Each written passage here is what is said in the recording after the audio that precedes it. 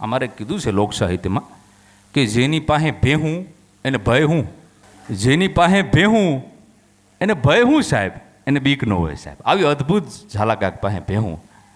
પણ કર્મની કઠણાઈની વિધિની વક્રતા કાંઈક એવી થાય, દુકાળિયું વર જાય, વરહાદમાંથી એક ફોરો મંડાતો નથી, આકાશમાંથી એક ટીપું પડતું નથી.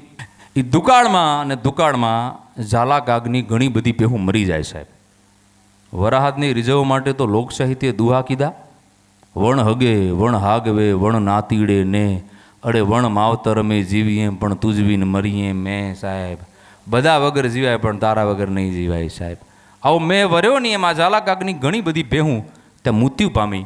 અને પછી કાગવાણીમાં લખ્યું છે કે છેલ્લે ઝાલાકાક પાસે 2 ભેહું ને 1 પાડો બચેલા.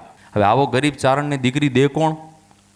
એટલે ઝાલાકાક ગીરમાંથી મજાદર તરફ સ્થાનાંતર કરે. અમરેલી જિલ્લાનું મજાદર ગામ, ત્યાં સ્થાનાંતર કરે.